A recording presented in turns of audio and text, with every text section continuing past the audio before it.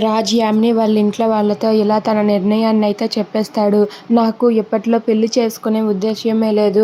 దీన్ని వాయిదా వేద్దాం. నాకు యామినితో పెళ్లి చేసుకునే ఉద్దేశ్యం ఇప్పట్లో లేదు అని చెప్పి అంటాడు. అది వినగానే యామిని వాళ్ళ అమ్మ నాన్న వాళ్ళ ముగ్గురు కూడా ఒక్కసారిగా షాక్ అయిపోతారు.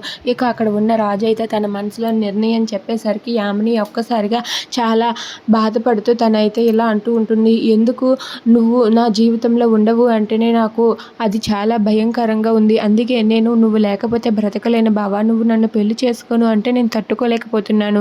అందుకే నేను ఈ భూమి మీద ఉండి ఇక వేస్ట్ బావా అంటూ పరిగెత్తుకుంటూ వెళ్ళి ఆ ఫ్రూట్స్ దగ్గర ఉన్న చాక్ తీసుకొని తన చేతిని ఇలా కట్ చేసేసుకుంటూ ఉంటుంది. అది చూసి అక్కడ ఉన్న యామిని వాళ్ళ అమ్మ నాన్న ఒక్కసారిగా షాక్ అయిపోతారు. ఇక రాజు కూడా షాక్ అయ్యి ఏంటి ఏం చేస్తున్నావు, అసలు యామిని ఏం చేస్తున్నావు, నువ్వు నీకు అసలు బుద్ధి అనేదే ఉందా, ఇలాంటి పని ఎవరైనా చేస్తారా అని చెప్పి అడుగుతూ ఉంటాడు. దాంతో అక్కడ ఉన్న యామిని అయితే ఏడుస్తూ ఉంటుంది. ఇంతలో అక్కడ ఉన్న యామిని వాళ్ళ అమ్మ ఇలా అంటూ ఉంటుంది. ఎందుకు బాబు రోజు రోజుకి ఇలా మమ్మల్ని వేపుకొని చంపుకొని తినే బదులు ఒకేసారి మా ముగ్గురిని కలిపి చంపేయి బాబు. ఎందుకు, అదేమో నీ ప్రేమ కోసం నీ కోసం చచ్చిపోతుంది, దానికోసం మేము చచ్చిపోతాం అని చెప్పి అంటూ ఉంటుంది.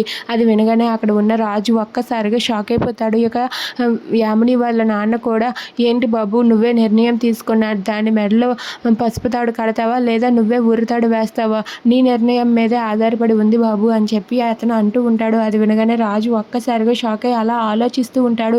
ఇక కళావతిని గుర్తు తెచ్చుకొని రాజు అయితే చాలా బాధపడుతూ ఉంటాడు.